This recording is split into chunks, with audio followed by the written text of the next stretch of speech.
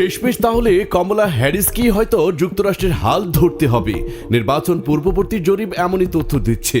দেশটির ৪৭তম প্রেসিডেন্ট পদে এবার লড়বেন সাবেক মার্কিন প্রেসিডেন্ট ডোনাল্ড ট্রাম্প ও বর্তমান ভাইস প্রেসিডেন্ট কমলা হ্যারিস।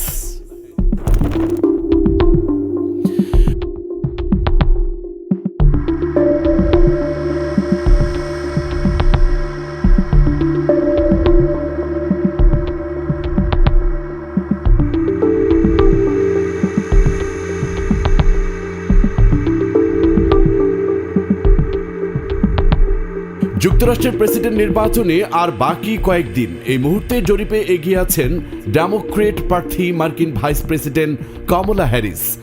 538 ওয়েবসাইটের জাতীয় জরিপে সাবেক প্রেসিডেন্ট ডোনাল্ড ট্রাম্পের চেয়ে 1.4 পয়েন্ট এগিয়েছেন তিনি।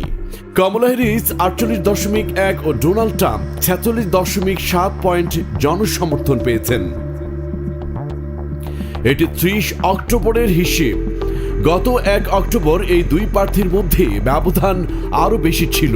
1 অক্টোবরের জরিপে ডোনাল্ড ট্রাম্পের চেয়ে 2.6 পয়েন্টে এগিয়েছিলেন কমলা হ্যারিস। ট্রাম্প পেয়েছিলেন 45.9% এবং কমলা হ্যারিস পেয়েছিলেন 48.6% জনসমর্থন।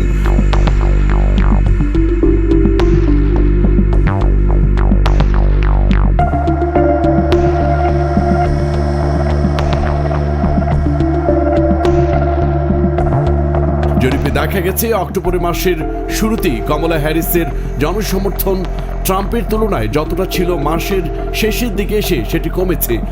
আর মাত্র কয়েকদিন বাকি নির্বাচনের, তবে এখনও এগিয়ে আছেন কমলা হ্যারিস।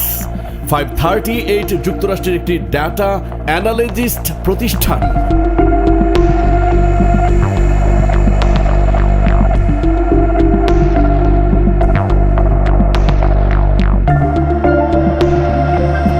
ইস্যু নিয়ে পোল করে থাকে প্রতিষ্ঠানটি।